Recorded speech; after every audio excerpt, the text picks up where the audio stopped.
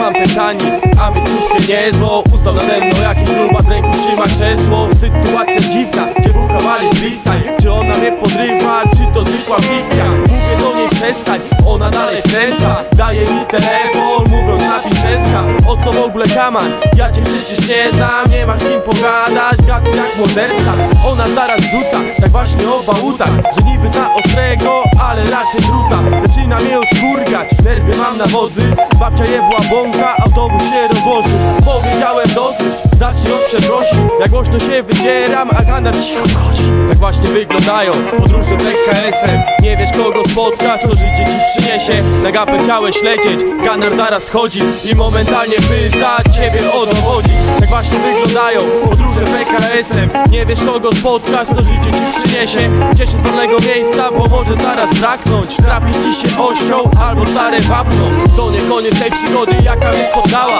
Ja zaczynam patrzeć, kierowca pali flana, bo mi dobrze znana, śmiechem mnie rozwala. 64 lata, 200 na zegarach. Silnika styka alarm, dla pasażerów dramat. Podchodzę, pytam o co zapierdala. To nie moja wina, autobus się rozwalił, potrzebna jest nam lina. Ludzie mają klimat, kierowca pije kolkę, bo oczu prawie nie ma. Potrzebny jest nam spokój, a nie jakieś wąty. Kierowca, mechanik od lat 70. Otworzył szybko maskę, zerknął swoim okiem. Pasek klinowy się urwał, to jest tym kłopotem. Oblany całym potem, ujebany z parem. Siadł i krzyknął, leci kurwa dalej. Gość ostry konkret, najebany piątek. Zabija wódko problem, dla niego to jest proste. Dzięki tobie ziąber, już mi trochę lepiej. Kierowca autobusu częstuje mnie z szefem. Tak właśnie wyglądają podróże PKS-em. Nie wiesz kogo spotkasz, co życie ci przyniesie. Na gapę chciałeś lecieć, Ganar zaraz schodzi i momentalnie pyta ciebie o dowodzi. Tak właśnie wyglądają podróże PKS-em. Nie wiesz kogo spotkasz, co życie ci przyniesie. Gdzieś z wolnego miejsca, bo może zaraz braknąć. Trafi ci się osioł albo stare wapno. To właśnie dla tych, którzy jeżdżą PKS-em. Chciałem po drodze choć trochę się znów wyspać. Chyba nie da rady, bo zaczyna pisać. Jaki jest twój przysmak? Pytam jego z przodu, o co zapierdala? Nie lubię ziomuś lodu. Zaczyna mnie on męczyć, że zawsze chciał na księżyc. Przeczytaj mojego księcia albo dzieci z uległy. Dzisiaj nie skacze beki, głowy mamy szmetry. Na dobitego się pyta, czy mam przy sobie kredki. Łapię się za głowę, nie wierzę w to co widzę. Okazuje się, że gość jest krótkowidem. Żeby to był koniec, byłoby już spoko. Przyglądam się gościowi, on ma sztuczne oko.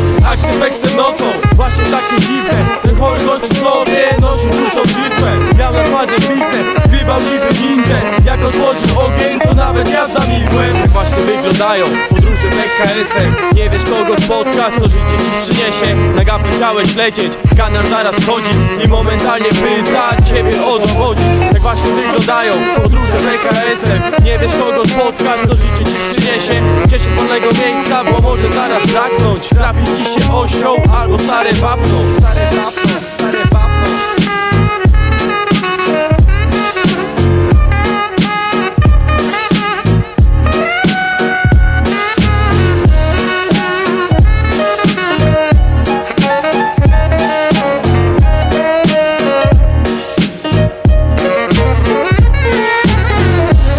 Bezpieczeństwo i wygoda podróżnych jest dewizą państwowej komunikacji samochodowej.